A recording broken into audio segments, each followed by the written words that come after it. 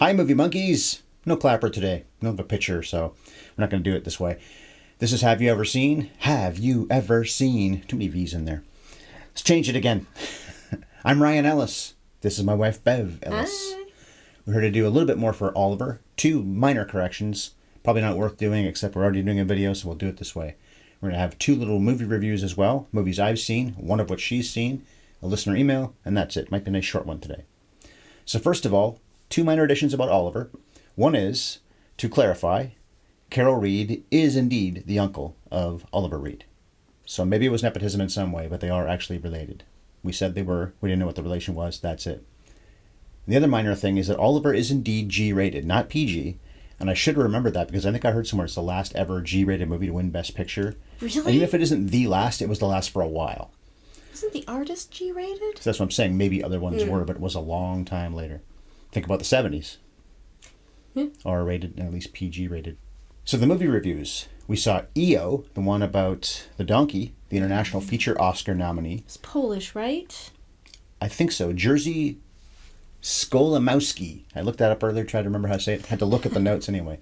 Skolimowski is his name. He's been working a long time. It's his film. It's beautiful. It's also pretty heartbreaking with an ending that makes you think, wait a minute, is that what's going to happen? We won't say what, but... And I think you cried, didn't you? Oh, I cried. It destroyed me a little bit, but it was so worth it. It's one of those movies I feel like I'm going to think about forever. I think it's carved out a little part of my soul. It's just going to live there for the rest of my life because it was such a beautiful, fascinating film, but maybe the best thing about it is that he uses, I won't try to say his name, he uses visual language and visual storytelling in a way that I've never seen before, in a way that just felt really exhilarating and exciting. Skolimowski, I think is how you say his name. Thank you. I guess that's it. Oh, Sam is struggling over there. He's got to be in the room with us when we record, and he's making weird noises. I think he's going to go to sleep now. He was licking himself. Yeah, so that was EO, which by the time you see this may already be an Academy Award winner. Or it won't be, actually, because, yeah, we're posting this on the Monday, and the awards were yesterday.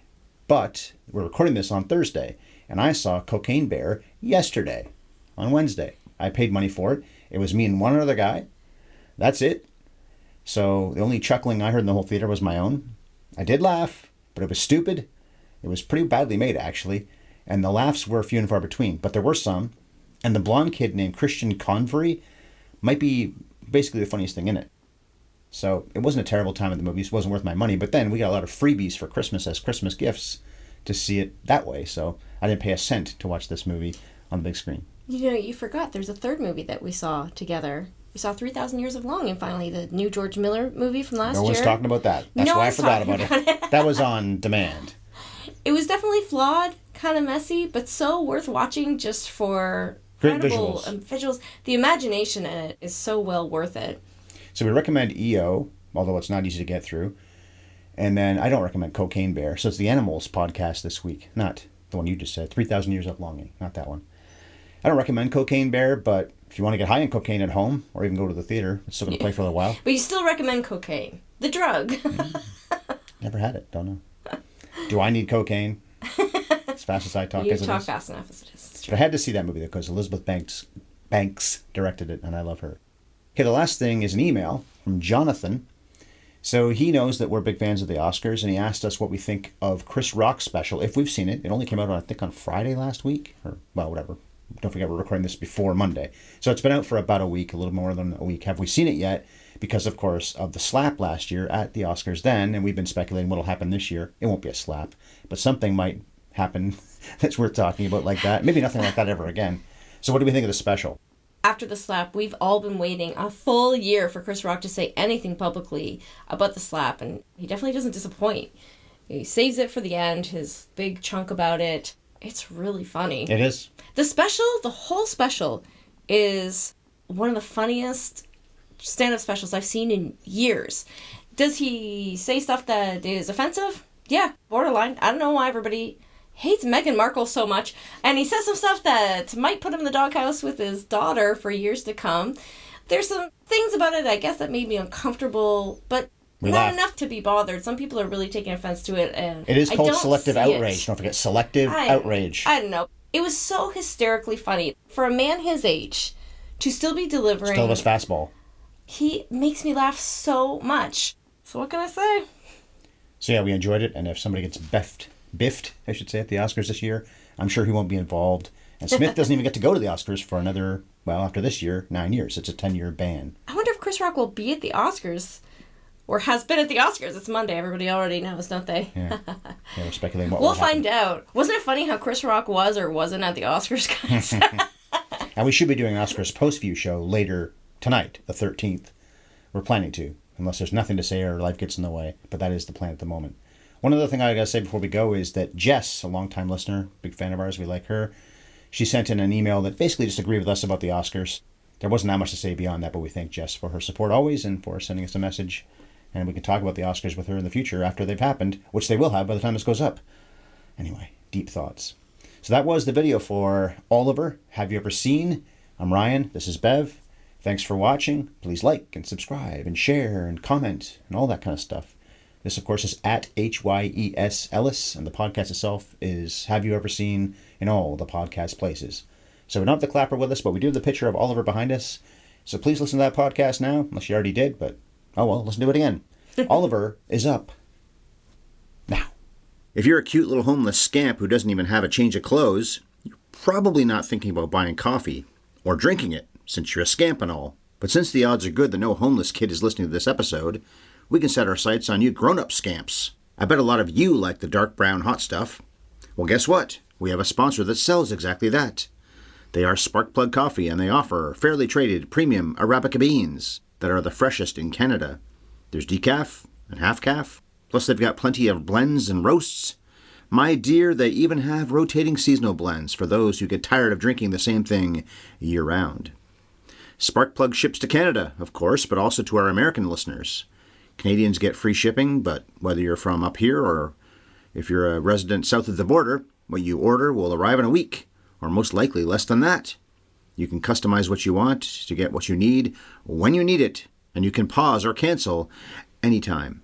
And if you're part of the Autopilot Coffee Club, you'll save money on every single order. That's one of the big perks of being a member. And don't think of this as a Coffee of the Month club. That kind of thing is for suckers. You don't even realize when some artful dude is lifting your wallet. Sparkplug.coffee/HYES is where you should be going on your computing type device. You'll even save 20% off your very next order by using that HYES for Have You Ever Seen promo code. Plus we get a little kickback too. We could really use the money.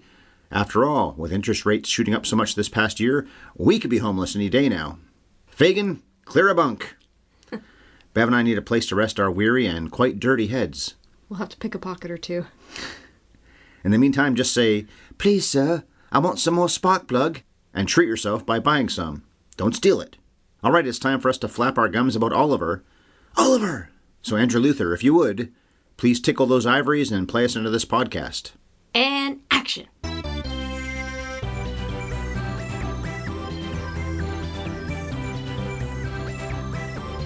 Have you ever seen Oliver? Hello, you wacky cockneys, and thank you, Governor, for downloading the 498th song and dance known as Have You Ever Seen? We review classic motion pictures on this channel, and we spoil them. We've been doing this for just about 10 years, although scroll back to pre-2023 episodes and you'll see that we were called the Top 100 Project. Other than changes to the name, the logo, and the theme music, it's the same podcast. Plus, the numbering system was all messed up way back then. One of the reasons to change it. I'm the boy for sale with a smudged face that signals to the cheap seats just how homeless I am, Ryan Ellis. And here's the caring lady who takes her lover's abuse with gentle good humor, the one who just loved that owl in this movie. My favorite. My dear, and my wife, Bev. That's me. Okay, this is our third episode in Oscar month. So far we posted an Oscars preview show, and we're recording this long before Oscar night, so we don't know who won, who lost, and who got wanged in the face by an angry nominee. I think that Kate Blanchett embodied Lydia Tarr and came and slapped someone silly. I'm going to stick with my prediction about... She slapped the conductor. Now, you're right, that could be very fitting. I'm going to stick with my prediction about John Williams, though. The 91-year-old man just gets mad and says, blank you, to whoever wins the score Oscar, because he probably won't, for The Fabelmans. Anyway, I put up a solo chat about Marty this past Friday, and of course the Oscars preview, and now here's episode number 3 here in March. As for the results of this year's Oscars, the plan is to record a post-view show, which would go up on the mid to late evening the day this Oliver podcast goes up on the 13th. Monday the 13th, Bev. Ooh, not so scary, actually, Monday the 13th. That is, unless it's the dullest broadcast of all time, and or life gets in the way and we just can't find time to record. So look for another episode from us later tonight, but just don't expect one. All right, the coming attractions trivia for this week's picture, or this day's picture, the early part of the day's picture, Oliver Slammer. Musicals won the Best Picture Oscar quite often before Oliver did in 1968. Oliver! In fact, 3 of them won the top prize in the span of 5 years earlier in the 60s. West Side Story, My Fair Lady, and The Sound of Music. The hills are alive with the sound of begging and pickpocketing. Only one musical, however, has had its name called after the night's final drum roll in these past 55 years. Can't do a snap. Which one? Well, the snap kind of helps, too, because it's a little Fosse there. It's Chicago. Fosse didn't direct it, but it is based on a Fosse musical. Chicago! One of my favorites. I'm going to sit here and argue it's one of the greatest films ever made, but I will argue that it delights me. And it's one of those movies that if I start catching it halfway through, it's very tempting to just sit and watch the whole thing every time. Then you're in like Flynn, huh? I like Chicago a lot, too. It's one of my favorite musicals. I think it's my top 10, probably, because it's so fun. I always have a problem, and we're going to talk about this in this episode, with the fakeness of musicals when they don't do it very well. Singing in the Rain, Wizard of Oz, Hairspray, Chicago. I feel like they all execute it pretty well. And some of the Disney stuff. Snow White and the Seven Dwarfs is a musical. And I don't hate what this movie does, but it does feel like that. Let's stop everything and just sing. And in this case, they do spend a lot of time, and I would say waste a lot of time with songs. Okay, Oliver with a Slammer. Premiered in London 55 years ago in late September 1968 and came over here in mid-December and of course qualified for the Oscars for that year. 'Twas a hit on stage and it was a hit in the cinema. But Bev, the movie's so old, you probably should remind people it's about and give them the skinny on Oliver. John Oliver. Gavna. Last week tonight. Suddenly he's the topic here. Anyway, go ahead. Let me break your tangent up there. Mark Lester is Oliver Twist, the quintessential Dickensian orphan who escapes a life of toil and servitude to join a gang of child pickpockets in London, led by Ron Moody's Fagin, and taken under the wing of Jack Wilde's Artful Dodger. Oliver proves to be a pretty terrible criminal and gets arrested immediately. But the wealthy pickpocket victim, Mr. Brownlow, takes pity and brings Oliver home with him. Something that doesn't sit right with the street gang's most sinister member, Bill Sykes, who kidnaps Oliver before he can snitch on them. But Sykes' girlfriend Nancy betrays him to save Oliver and reunite him with Mr. Brownlow. I always love that nickname. One of the better nicknames in, I think, not necessarily movie history, but then just art history, creative history. Artful Dodger. It is a great name. Speaking of great names, the actor who plays him, his name is Jack Wilde. Jack Wilde. Just 10 out of 10 name. Congratulations, sir. And according to what I see, it's his real name. Well, his parents did right. Or, in a nutshell, the boy no one cared about becomes the boy that everyone cares about. He is very cute. He would compel me to care about him, I think. Well, he was cute all along and they didn't care about him until suddenly he becomes the whole thrust of this entire story. There's too many cute kids in that orphanage. He had too much competition. Okay, let's do some numbers on Oliver. There are plenty of them to report. The Rotten Tomatoes critics are quite good. Great, actually. 90% of them like the film. 8 out of 10 is the average. There are 77 reviews on the site and 81% of audiences. The film was 5th at the 1968 U.S. box office. This is not Box Office Mojo, by the way. That goes back to 1977, I think it is. So I forget where I found this, but maybe Wikipedia. So 5th. 2001 was number 2, and there was a tie between Planet of the Apes and Rosemary's Baby for number 6. I didn't write the number down. I think it was 6th. Anyway. The film won 5 Oscars. Oliver did. Best Picture, of course. Carol Reed won Best Director. This is the guy who did The Third Man. The sound won. The sets won. So art direction, set decoration. And Johnny Green's music score, which is, of course, taken from the stage musical by Lionel Bart. It was nominated for 6 more. Ron Moody for Best Actor, even though he's not in the movie really enough to be Best Actor, but good performance. Jack Wilde for Best Supporting Actor. Vernon Harris's adapted screenplay, the editing, the cinematography, and the costumes. And Anna White, so it's Onna, was also given an honorary award for her choreography, which she deserved for coordinating all those kids alone, let alone everyone else. And also, it's pretty cute that Mark Lester brought Anna her Oscar. So somebody else, I forget who was, introduced her, but then he brought the actual Oscar to her. It was pretty cute. That is pretty cute. Mm-hmm. By the way, I watched all the Oscar speeches for everything, including her. Pretty dull speeches, very English, very proper. Nobody gave love to Charles Dickens. I didn't hear that name once in 6 speeches, 5 winners, plus Anna White's honorary award. Denied. They mentioned, as they should, Lionel Bart plenty of times, and acknowledged each other, and that's great, but Dickens wrote this. He wouldn't be here without Dickens. All right, a few more things, and we'll get into the proper conversation. I want to set this up, though, because I never loved Oliver. I never knew why exactly. Not a musicals guy, but that's not even really what it was, maybe. Okay, first of all, the other Best Picture nominees that year. Funny Girl, The Lion in Winter, Rachel, Paul Newman movie, and Romeo and Juliet, the Zeffirelli version. Of those, The Lion in Winter, which we will probably do this year at some point, is easily my favorite of those 5. Yeah. But 1968, and I've mentioned a few of these already, also had 2001: A Space Odyssey, one of the most legendary films of all time, Planet of the Apes, The Producers, which I like more than you, Rosemary's Baby, which is flawed. We didn't love it, but we certainly acknowledge the classic status, and Night of the Living Dead. Wow. So compared to this, all those mean more, at least to me, and I think most people probably. I mean, 2001, isn't it in the top 10 of the Sight and Sound? Usually it has been for several years, I think. Yeah, it's considered now one of the greatest movies ever made. Legendary, tremendously influential. It's impossible to even gauge the influence of that film. But you have to admit, the Oscars have never been good at predicting the future. They all almost feel like they're like 5-10 years behind, as a matter of fact, and pick films that reflect the trends of a decade ago. Well, we talked about it with the musical thing. So it goes from 68 to 2002. No musical wins that whole time. Musicals have been impressive. I mentioned already the 60s. West Side Story, Sound of Music, My Fair Lady had won. Gigi in 1958, so not long before West Side Story.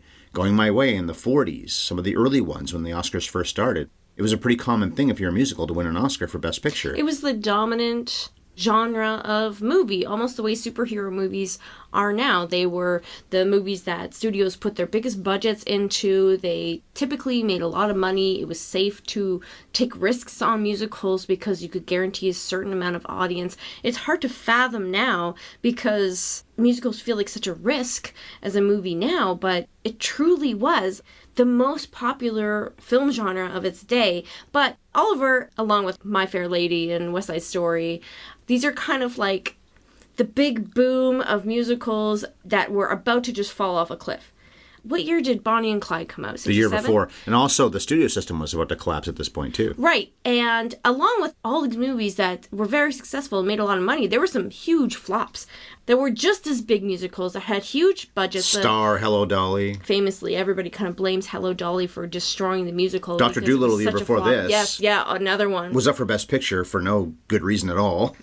But it was a failure, wasn't it? Well, if it wasn't a failure at all, it was certainly not regarded that well then by a lot of people, and isn't now either. It's the end of the musical era. It's also the end of the roadshow era. Hollywood used to release their very big films, one city at a time, charge premium prices for these elaborate theater experiences that always included overtures and intermissions. The version of Oliver that we watched, it had the overture, it had the intermission that we had to eventually fast forward through. I was reading about all this in my research, and it finally gave me an explanation for why all these big musicals in the 60s were so long. And you talk about how you couldn't figure out why Oliver just doesn't work for you, and why all the songs just overstay their welcome. Every scene in this movie, it's good, and then it goes on and on. It's like a Saturday Night Live sketch. It just kept going. You're just filling time now. It's all vamping. I hate that feeling when I'm watching a movie and you can tell that there's so much production value. The actors are working their asses off. The dancers are doing these incredible feats. The costumes, the sets, there's all this elaborate stunt work or choreography. But, it's 5 minutes into the song and I'm just bored and I want them to move on. And it's not a nice feeling to be like, oh, they worked really hard on this. I'm just fighting the urge to pick up my phone right now. And maybe that's the way we've been trained as audiences because we were both born well after this is the dominant form of film, so we've just been trained to expect faster paced films. Although that said, superhero movies are all like 3 hours long now. We say superhero movies, so many movies are so long now. Yeah, movies that are supposed to be just fun blockbusters, movies that you go to see just to be entertained ought to be popcorn You're there all films. night. You're there all night. And you're asking kids. Now, I'm a baseball fan. This is the year they put the pitch clock in and also the batter's clock. So you have to be in the batter's box and the pitcher has to be ready to go. The game needs to be sped up because kids, and I'm not crapping on them for this, don't have an attention span like probably our generation did and the one before us. If they don't want to watch something for even 5, 10 minutes, 20 minutes, 30 minutes, an hour, how in the world are they ever going to care about something for 3 hours? Now, okay, Avatar, The Way of Water did defy that, but then that was probably going to be a hit anyway. But what about Avengers Endgame and Infinity War? Those movies are They very probably long. Well, they probably earn that, but so many films that are made these days, they're just out of nowhere. Maybe they're part of a series or a sequel or something like that, but they tend to be overly long too. Well, when I was talking about Top Gun in our Oscars episode last week, one of the things that was so refreshing about it is that it wasn't trying to set up for a sequel. It wasn't trying to throw in these characters that are going to have their own spin-off. There wasn't any superfluous plot, and it could just stay really focused. When I talk about scenes overstaying their welcome, there wasn't one scene in Top Gun that overstayed its welcome. Well, this movie isn't doing that either because they didn't think about sequels back then. No, they didn't. But they were thinking about how they had to distribute it as a roadshow production, and at the time, audiences expected a roadshow film to be 2.5 hours long. At least. So if a movie was 4 minutes, they were like, well, can we stretch it? Can we just make it 6 minutes? A movie's 4 minutes? No, a song. You said a movie's 4 minutes. A song in the movie is 4 minutes. Overwin's live-action short. Food, glorious food. Consider yourself already over. This point is going to take me 4 minutes or 6 minutes to make because you keep interrupting me. Yeah, Food, Glorious Food may have been like a 4-minute song in the stage production, and then they just had to include all these little choreography bits or asides or an extra verse or something to make it longer so that they could pad the movie out to 2.5 hours. You're admitting the same thing. It just feels bloated. I'm not admitting it. I would have said that years ago if I saw this the second time. I only saw this once a long time ago. Somebody asked us to review this. I forget what it was. It might have been an email many years ago. One of the reasons I didn't want to that much is I didn't think I was going to care. Now, I don't hate this movie. That's not fair. No. But I just talked about movies from the same year that just touched me so much more. Did the first time, still do now. With 2 viewings in this one. It's not like I didn't care. But, man, this was your crowning achievement that year. So it was nominated for the Top 100 Cheers, Most Inspiring, the Top 100 Songs with Consider Yourself. I'm a little bit surprised that didn't make it, actually. There were some dubious choices as it was on that list. And this song, which, by the way, whenever somebody went up on stage to win an Oscar that night, that was the theme that was playing. It was also nominated for the Top 25 Musicals. That would have been fair if it had made that. And the 1998 AFI Top 100 list. And it's unusual that a Best Picture winner would be a nominee for the first AFI list in 1998, but not the second one in 2007, which I think may have happened to Tom Jones, too, come to think of it, which I thought about covering myself this month. The AFI, it had to have been a matter of, well, we can't show up the Oscars because they nominated every, this is an American film, granted, but I guess it must be considered that if it was up for AFI lists. But every American film was on the AFI's 400 in 1998 that could have been. So not Hamlet and not, I think it would be Chariots of Fire. But if you were American, you were at least recognized. You think Broadway Melody has a chance to make this list? Really? Cavalcade. No one's thought of that movie in, at that point, 65 years. But they wanted to respect the Oscars. This, I don't think, is quite the same token as those ones, but would you have ever thought this could have made that list? And I think maybe the AFI themselves are saying no by not even recognizing it with a nomination for their second list. Okay, long build up there. Go ahead, opening thoughts. Well, I was charmed with caveats. It's so much like these other big musicals, My Fair Lady or West Side Story has these beautiful songs, incredible choreography, out of this world production value. I just struggled to stay engaged with it. The last act is the best part. I was very caught up. By the end of the film, I was really invested. For the most part, I kept watching this movie thinking, why don't I like this more? But I don't really love any of these big musicals of the 60s, these big, elaborate, massive productions. I know lots of people who love them. Yeah. Something like Sound of Music. Many people... One of the biggest hits of all time. Yeah. And many people describe it as their all-time favorite movie. Yep. And I can't really think of what it is about it that doesn't turn my crank. But yeah, these big, elaborate musicals just have never really done it for me. It's funny you bring that one up because maybe part of the problem comparing Sound of Music and this, and that's the most recent of the 3 musicals I mentioned. That was 65. This is 68. My Fair Lady is 64. West Side Story is 61. West Side Story's got some serious stuff in it too, but Sound of Music is all about these people who are singing and dancing some of the most famous songs in movie history. Julie Andrews, so much charisma, so likable, became a great star coming out of that film. But also, what are we talking about? the Nazis. And at the end of the movie, these people are running for their lives. And it ends as a cliffhanger. We don't know for sure. Well, I guess maybe because it's a real story, we could have found out. But movie-wise, we don't know if they got away. They could have been killed by the Nazis. West Side Story also, the Romeo and Juliet story. People die. And here you've got this whole notion, and this maybe is what bothered me a little bit too with this one. The Oliver Twist story is a musical. I'm not sure that the idea really entirely works. They do a great job of this. Reed, his production team. I'm sure the stage musical did the same thing, but it also feels like no matter how good you make that, it doesn't feel right that Oliver Twist is a musical. And here's the other problem I think maybe you might have had with it, and I certainly do. We don't meet Bill Sikes and Nancy until about an hour into the production. Oliver Reed is easily the most famous actor coming out of this movie, and he does a great job as the villain in this. But the kid who's on screen almost every single scene, Mark Lester, it's not that I didn't care, but how would I put that? I don't care the same way. Artful Dodger's fun. Fagin is mostly smoothed out. I think he's supposed to be more of a villain in the book. But the musical is all about how he's got villainous tendencies. He does have all these kids working for him. And there's also a subtext of, are they just working for Fagin? You think there's something else going on? No, I don't think there is, but we always have to make that leap. But Bill Sikes is the real villain. I was looking up the description of Oliver Twist, the book, and he does beat Nancy to death in that, too. And he does accidentally hang himself when they're all chasing him. So I guess all that basically plays out the same way in the book as it does in this. But Oliver Reed gives this movie such menace. He doesn't sing and dance. Not once. No. Everybody else does. Ron Moody playing Fagin quite well. And then also Shawnee Wallace playing Nancy. Nothing against the kids. They do a pretty good job. And Anna White, again, tip of the hat for choreographing all these kids to dance. All these people, but especially kids, to dance in the opening sequence with the food, glorious food. And then the Consider Yourself sequence, there's kids involved in that. And then when the kids dance in the Fagin hideout, all that's a tip of the cap. And it's not that I don't care, but maybe the adults give this movie some more weight. So maybe that's why you care about the ending.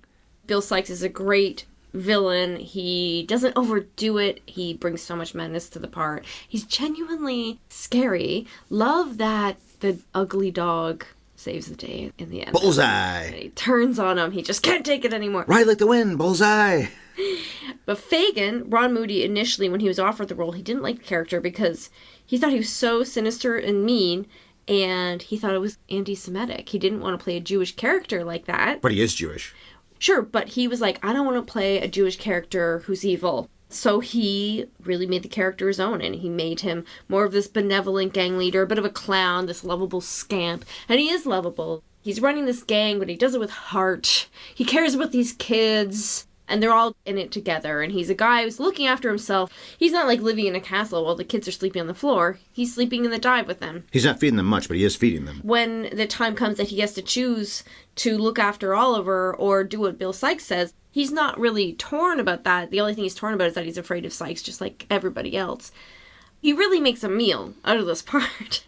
But it calls for it, and without someone like him bringing this much spirit and energy and just character to Fagin, it could have easily been a little more boring. He's the best thing in the whole film. He's just delightful. Pick a pocket or two. Again, a song goes on for about 1/3 too long.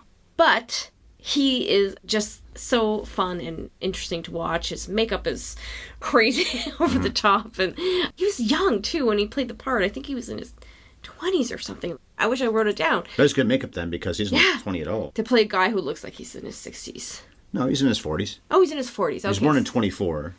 Now, he actually had the role on stage. I was reading that, and then he would have expected to get the role in the movie. Maybe what you were reading was about the stage stuff. But they wanted to get a big star, an O'Toole or a Sellers. Sellers would have been fun in this role. Oh, yeah. And you don't really have any big names. Oliver Reed, I don't think, was that well known. He, by the way, is related to Carol Reed. I think they're cousins or something, maybe second cousins, something like that. Huh. And that's nepotism. It's what I've said before about the Fondas or the Douglases, meaning, well, Michael Douglas anyway, or many other people. You hear about this Nepo babies all the time. Jamie Lee Curtis. People that succeeded and probably would have anyway. They got a foot in the door. But they weren't tokens. They weren't people that didn't belong in Hollywood. They'd succeeded very well. So if Oliver Reed also was that because of Carol Reed, fine. He was in The Brood, the Cronenberg film. But then also he was in Gladiator. So we've covered Gladiator! Elizabeth Taylor at the Globes. He died on set, as we talked about during that film. So he had a pretty good career. It wasn't just because he was related to the director, who was a pretty big name at this point. But as far as the Fagin thing goes, Moody wanted the role, and they were saying, no, let's get some bigger name. And then, no. okay, fine, Ron, you want to do it?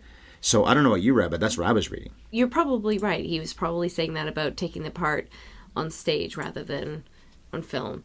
All the actors you named, are any of them singers? I don't think so. So maybe that's part of the reason why they either said no or the studio changed their mind about them or something. I think O'Toole and Sellers in their prime probably could do anything, but then singing is asking a lot of anybody, no matter how good they are. Not like Pig a Pocket or Two. They're not Bradley Such Cooper. a challenging song. He could do anything. So about the child actors, Jack Wilde as Artful Dodger, that is one of the best child performances I've ever seen, period. And he has to sing and dance, and he never hams it up. None of the child actors are annoying, over the top, in your face, gee, mister, especially back then in Or the the 60s. 30 or 40 years before period where it would have been, I think I'm Jimmy Cagney or Edward G. Robinson. All those kids did that so much back in that era. They're not doing that here. Yeah, they're overdoing it. Jack Wilde has this hard thing to do where he's playing this over-the-top character, but he never feels, I don't know, embarrassing. He never feels like he's chewing scenery. What about Mark Lester, though? Okay, here's my thing about Mark Lester. I'm going to defend Very him. cute. I agree with you that it feels like he does nothing. But the character of Oliver... Neo? Exactly. Luke He's Skywalker? Neo, so he is the cipher. He is the character that is a blank slate that we're Dorothy. all... Yes, we are all supposed to be able to just simply see ourselves in him. He is the audience. He is not responsible for virtually anything that happens in the film. He never makes a decision. He never affects the outcome of the plot. So what does Mark Lester do? He just looks wide-eyed and impressed and innocent and awed about everything that's happening to him all the time. It's just one of those things that's harder than it looks. For him to simply be and react to everything that's going on around him in what I thought was this incredibly authentic and, more importantly, truly childlike way. Jack Wilde, and the part calls for it, I mean, this is not a criticism at all, but Jack Wilde feels behind like his he's ears. playing an adult in a child's body. There aren't too many affectations. It's not embarrassing. But Mark and hard Lester to watch. might as well be 4 playing whatever But he is, 10 years old. yeah, he's playing very much his own age. There's younger. like true childlike innocence that he brings to this role, helpless, caught up in the tides of everything that's going on around him. And it doesn't hurt that he is so cute. Mm-hmm. He has the face of an angel. If you look on this face and you don't want to protect this child and you don't care about the outcome of his adventures, you're dead inside. Even the ugly dog in this movie, I love and I rooted for because I root for every single dog and, let's be honest, every single animal in every movie. Whereas when it comes to kids, I don't tend to. Take it or leave it. What's that? There's an owl in the tree? What happened to them? The owl's got a lot of personality. I love the owl. The owl's so judgmental. So that's my defense of Mark Lester's performance. I think he gives the performance that's needed in this movie. That's probably true, but the movie comes to life so much more in the second half, and maybe it's because you've got supporting performances. Okay, Ron Moody was nominated for Best Actor, but he's not really the lead of this at all. And he didn't win, of course, neither did Jack Wilde, but they steal the movie for a little while. Then it becomes the Oliver Reed and Shani Wallace story in maybe the last 30 minutes or so. And by that point, Oliver's almost like a pawn. I guess this is in the original Oliver Twist by Dickens. I don't buy it at all. But if that's in the Dickens, then they're honest to that. The story about Mr. Brownlow? Yes. So he just happens to be pickpocketed, not even by Oliver, but Oliver's behind the Artful Dodger, who doesn't pickpocket very well there. The guy feels it. Brownlow looks back. There's Oliver. Well, he picked my pocket. Doesn't say a word in court for some reason. He's just struck dumb. And then ends up being taken in by Brownlow, who takes pity on the kid. And then Brownlow realizes, he looks so much like my niece. In one of those, Spielberg, modern Spielberg at least should have directed that scene, wait a minute. The guy looks at the painting many times over. He looks like my niece. But just the fact that this kid happens to end up in the same house as where his mother should have been. Wow, but that apparently is in the original. It's a stretch. Dickens was certainly guilty of similar stretches and wild coincidences and other writing that he did. I think it's necessary because you need something written into the plot that assures the audience that when Mr. Brownlow adopts him, He will keep him. He will take care of him. This is it. Because the first act of the film is Oliver going from the orphanage Boy to, for sale. Yeah, to getting Which sold. you could not do. Even in like the early 19th century? I was reading about that. No, they didn't do that to kids. When I read about it, they said it was that he was sold into an apprenticeship. It's not slavery, per se. Well, we did comment, though, when that scene happens, that we see him dressed pretty well when he's working for the Undertaker for what seems to be 4.5 minutes. He had a nice hat. His life is so much better, isn't it? But he's getting bullied at the Undertaker, so the Undertaker, quote, buys him. But I said that before the bullying happened. Okay, so he has this great life as an Undertaker. For minutes. For moments. And then he hits the road, and then he meets the Artful Dodger, and then he ends up in Mr. Brownlow's. It could be kind of like a Littlest Hobo thing. That's a very Canadian reference. Keeps on calling me.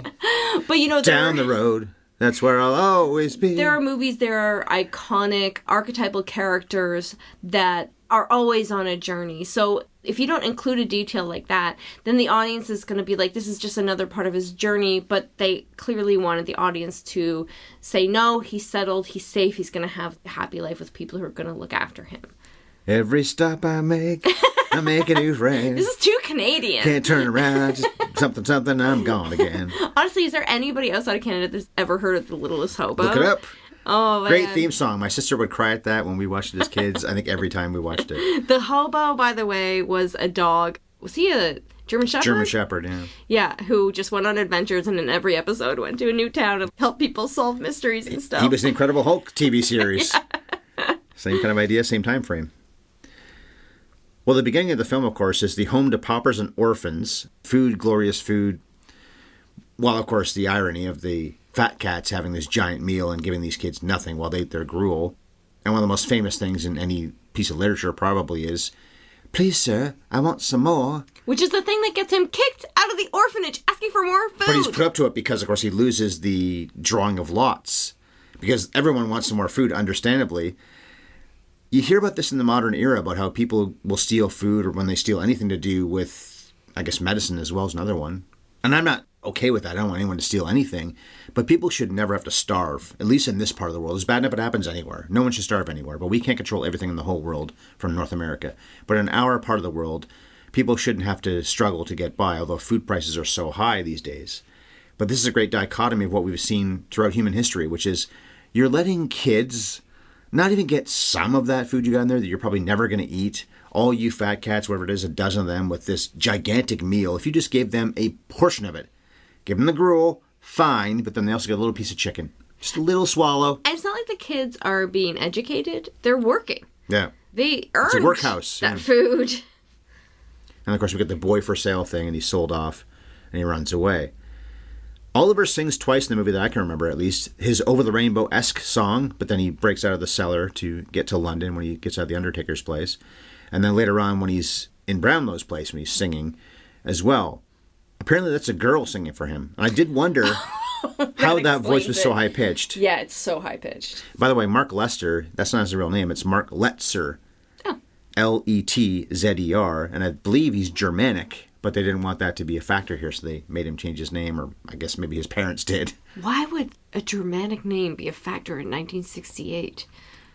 Well, it wasn't that far away from I guess the Holocaust. They wanted something nice and generic. Maybe Richard Lester was also a factor there because he was the guy who did the Beatles movies. He must be related to that guy. He's awesome. He wasn't, but when he sings it isn't as effective, but when the other people do, of course it is. The Consider Yourself sequence is, of course, the red letter moment in the whole film, and it's early on. The Artful Dodger sings it, well, with other people, I guess, but he's the one that starts the whole thing. Anna White, the choreographer, at the top of her game there. I don't know how many people are involved in that sequence, but it is so many. Of all the musicals that we've named from the 60s, these big musicals, yeah, this would be in the running for the best choreography we've ever seen. Maybe only really in competition with West Side Story. It's outstanding. There's so many moving pieces, you know, there's so many dancers. And so many of them, as you said, are kids, but they're nailing it. It doesn't feel like a messy ragtag group of kids. It feels like they're all professional dancers. And we talked about Chicago being the next movie that won Best Picture, and we both like it, and there's a lot of great things in that. Partly the cynicism, we like that part of it, I think, as well. But one thing about that film is it was criticized for being over-edited, and also there are a few too many close-ups. A great musical tends to be more wide shots, and as I recall, this sequence especially, there's a lot of big open shots. If you want to just study the frame for a good long while, how's that guy doing in the back right corner? How about that person in the back left corner? I didn't look that closely, but they seemed like they were really hitting it. And I'm sure they did, because Carol Reeves is a very careful director. And he must have been looking at the frame thinking, okay, well, and the dailies as well. Action, comedy, dance, shoot wide.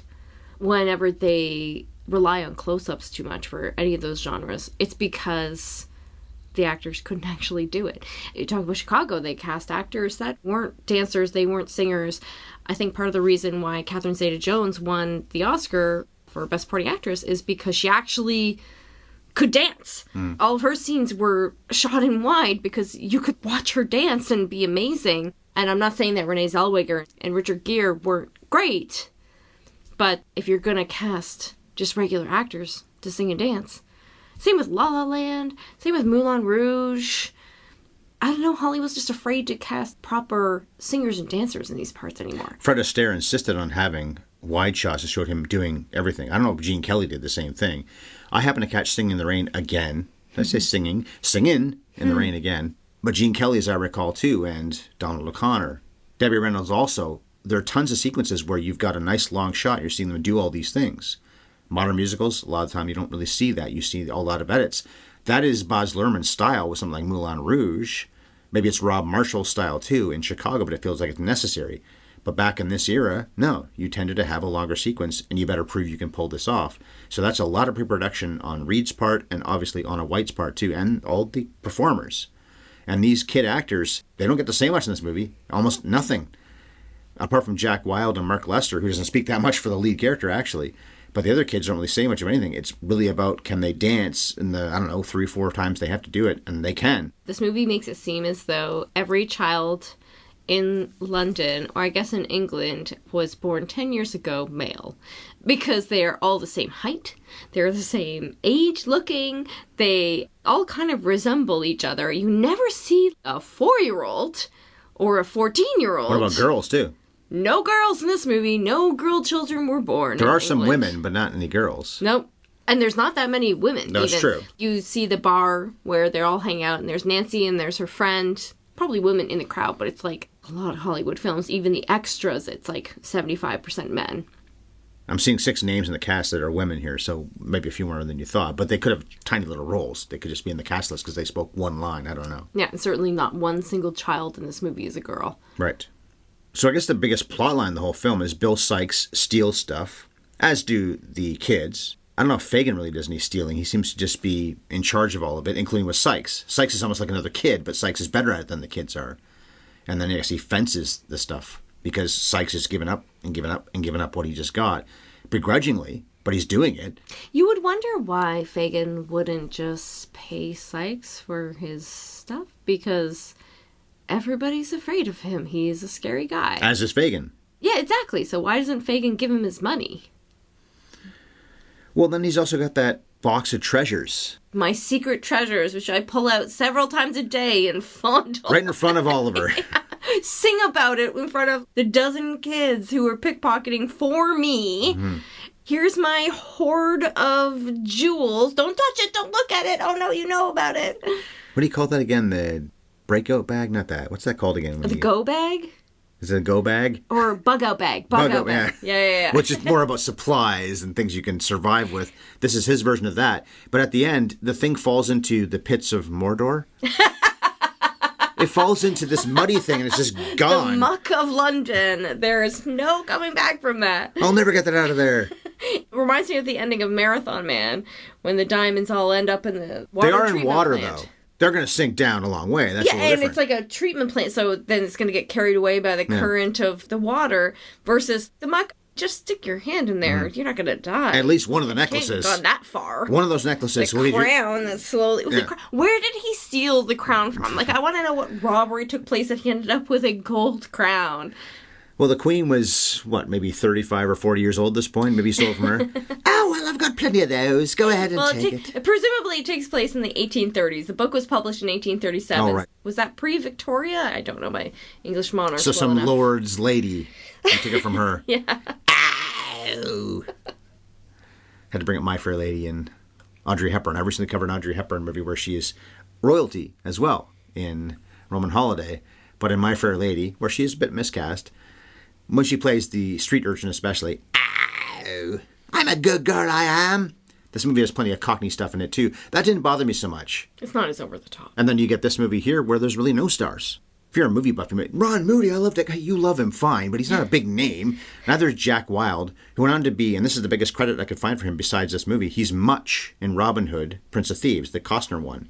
He's one of the merry men. He's such a natural. What happened to him? Well, Maybe he does a lot of theater. Mark Lester did just a few dozen films. He's uncredited in Fahrenheit 451, which was before this, I believe. Yeah, it must have been before this. And I didn't see anything else that really stood out in his whole resume, despite being the star of this movie. Ron Moody, nominated for Best Actor. The biggest credit I could find for him besides this was The 12 Chairs for Mel Brooks. And then he did a lot of movies I didn't recognize the title of. Shawnee Wallace, she's a voice in The Great Mouse Detective, worked in soap operas, but not that much else I really recognize. Maybe they're big to British audiences, I don't know, but I didn't recognize the titles as anything big. Hugh Griffith has that really small role as the magistrate, the guy who's constantly drinking while he's doing his job. He won an Oscar before this in Ben-Hur in a supporting role, but who remembers that necessarily? And then Reed, I've said already, has pretty good credits. He worked for 40 plus years before he died making Gladiator when he wasn't even that old. And apparently he went method as well. So the people in this movie, I guess including the kids, were legit scared of him. You went method to be in Oliver. And work with kids. And work with children. And when he does beat on Nancy, we don't see it happen because it's a PG level movie. Maybe, was it PG? They don't make it clear that she's dead. We never see her again, and like you said, in the book, she dies. But the movie just kind of glosses over Well, it. the fact that everybody's going after him, much like Frankenstein, they don't have pitchforks, but they might as well have that, and torches as well, coming after him. But then in the end, he ends up getting hung. Pretty vivid sequence, actually, for a movie that isn't all... We don't see what happens to her, but we see what happens to him pretty graphically. This was the 60s, so I don't know how safe this set was, because you've got Mark Lester doing some pretty crazy stunts way up there on We that said that during the beam. production, yeah. Both of them, what are they doing up there? They must have been wired in somehow, but still. It looks rickety. I have to assume that they had safety cables, that there was something going on to make it less harrowing. My heart was in my throat, edged my seat. And I'm so invested at that point in the movie, I just want Sykes to die! And I just want Oliver to be okay so badly. And it's a really exciting part of the movie. And when I was reading it, it's pretty honest to what actually happens to him in the Oliver Twist book as well, that Sykes does die that way. Although Fagin has a much better fate in this than he does in the book. Really? In the book, he ends up getting captured and I believe hung, or at least dies in prison, that kind of thing. In Well, this, it makes sense because he's more of a bad guy in the book. right. Yeah. And in this, he ends up getting away with Artful Dodger. They sing and dance off into the sunset with each other. And one of my favorite parts of the whole movie is when everybody is looking up, trying to see if Sykes hangs and if Oliver is going to make it. And they're all so engaged, and we as the audience are so caught up in this. And you see Artful Dodger looking up at them, and then he looks down and sees somebody's wallet sticking out of their pocket. That was a fun touch. Whoop! Yeah. And you and I both laughed really hard at that. It's a good moment, yeah, for sure. We keep on talking about Ron Moody doing a pretty good job as Fagin. Best actor, that's debatable, but a good job. Best supporting actor, maybe. Calling him the best actor? Like he's the lead of the film? Come on. Well, that's clearly Mark Lester, but then kids never got nominated anyway, and this shouldn't have been, I wouldn't say. There have been many versions of Oliver Twist over the years, though. Some of the big standouts are David Lean's version in 1948, and then Roman Polanski's in 2005.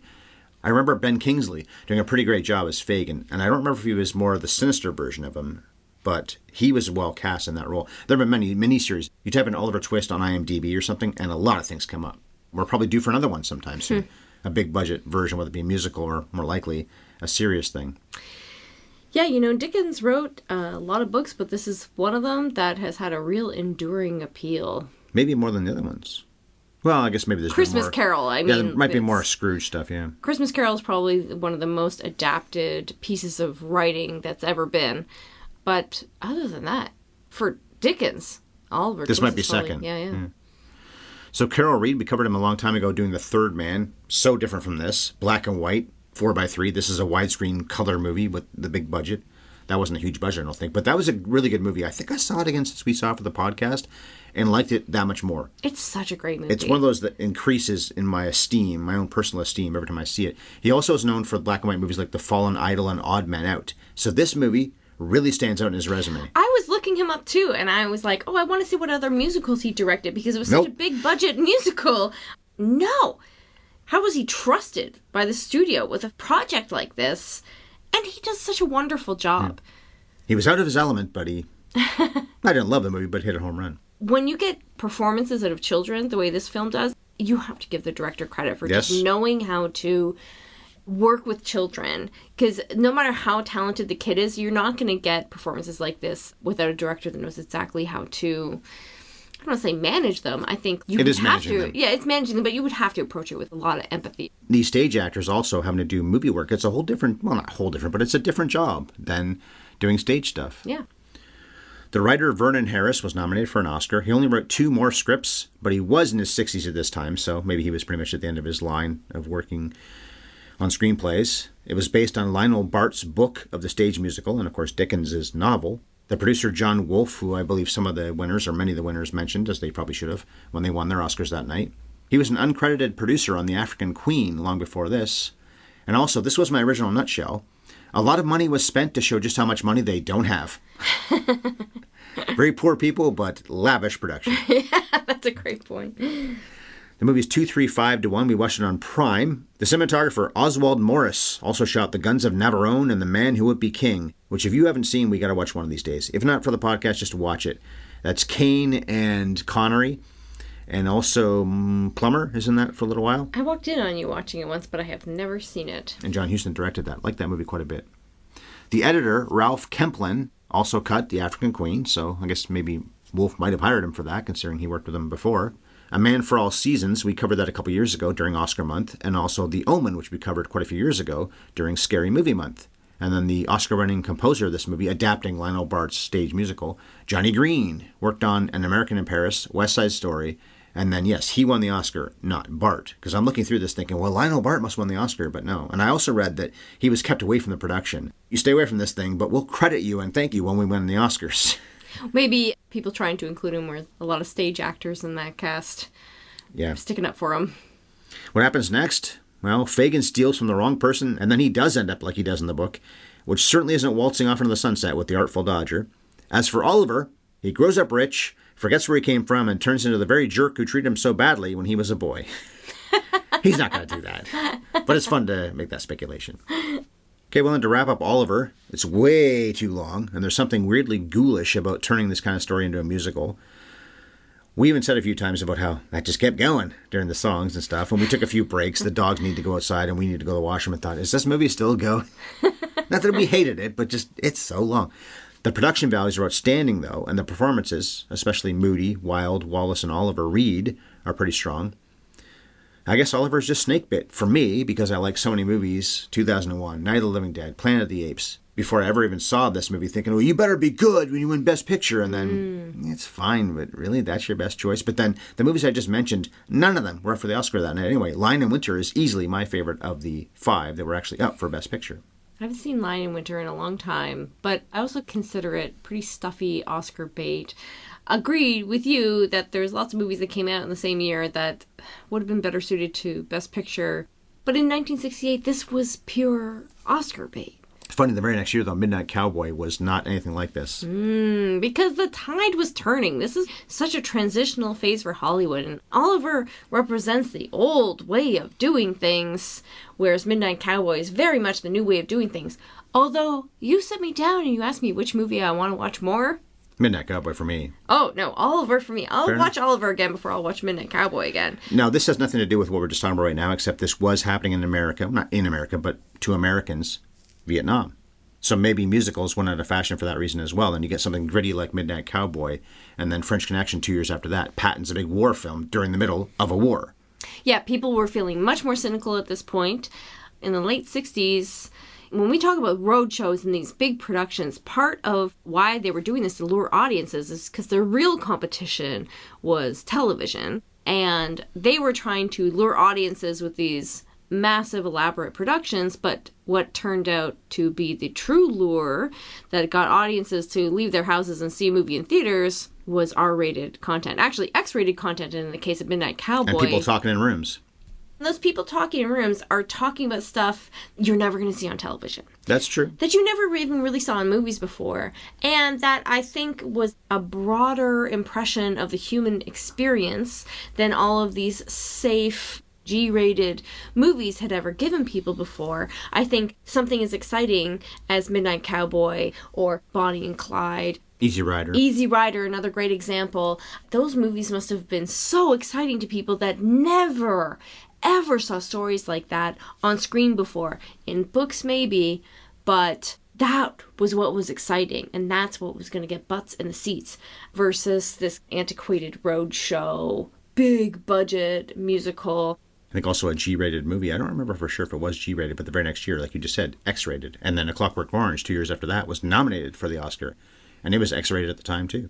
There's just only so long they could hold on to the old ways, but that's always how it is. There's always going to be a lot of overlap, and the studios are always going to be inclined to invest all of their money and resources into projects that resemble things that have been making money versus the new thing that's going to take cinema into the direction of the future.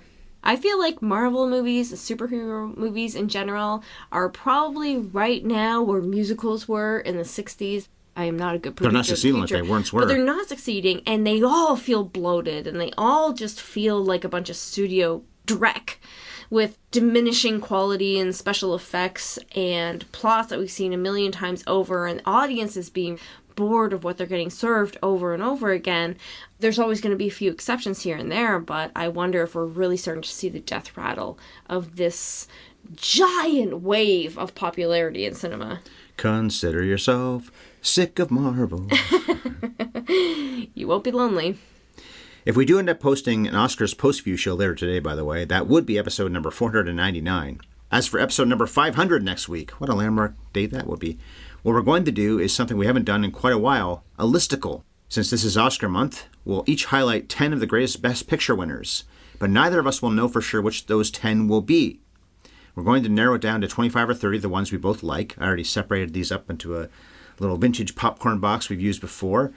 Then we're going to pull them out, so we're not both going to talk about Casablanca or The Godfather. If we did that, which was the original plan, let's name our 10 favorite Best Picture winners. We might both pick 5 or 6 of the same movies. Face it, we would both pick Coda, Ryan. We would not. But we both can't pick Casablanca, Godfather, All About Eve, whatever, because there's only one of them in the box. And we'll also discuss the 5 most egregious oversights in Oscars history regarding the 5 films we think were snubbed and didn't take home the top prize at the end of the night. And I know one of the movies this lady's going to pick for that, because we're going to compare those to the one that did win the Oscar that night. So the Coming Attractions trivia, and it's really more of opinion/trivia, but okay, Coming Attractions trivia, opinion. Which Best Picture winner had you seen the most often? Ooh. All right, so for the answer to that question, check out next week's podcast, our 500th episode. You obviously already know how to find us, but let me remind you to favorite or subscribe wherever you listen. If you already followed us as Top 100 Project, nothing will change, including access to our archive of hundreds of episodes 500 episodes that are available for free. Not quite yet, but soon. Well, they're available now, but we're almost at 500. Quite soon, we will be at 500. If we don't do the Oscars post-view, by the way, I might just do something randomly so we get to 500 when we said we would. Because you know somebody out there is going to physically count every episode. Well, it shows up if you look online. It shows up online. Oh, yeah, that's right. All right, we are both on Twitter. I'm at Bev Ellis, and Ryan is at MovieFiend51. You can also reach us by email, haveyoueverseenpodcast@gmail.com. You can also find our podcast plus some bonus material that we shoot just for you on YouTube. It's at HYES Ellis. And to enjoy freshly roasted premium coffee delivered straight to you in Canada or the US, please go to sparkplug.coffee/HYES and enjoy a 20% discount. Just look for that episode about the Oscars post-view. We'll probably do something. I'm sure we will. Somebody's got to beat somebody up, you know? It's got to happen again. No, something new. No Oscar snafu. No I want to see beating. a No terrible choice. Something altogether different. Anyway, as we end here, Oliver, consider this whole podcast over. And cut. It's over when she says cut.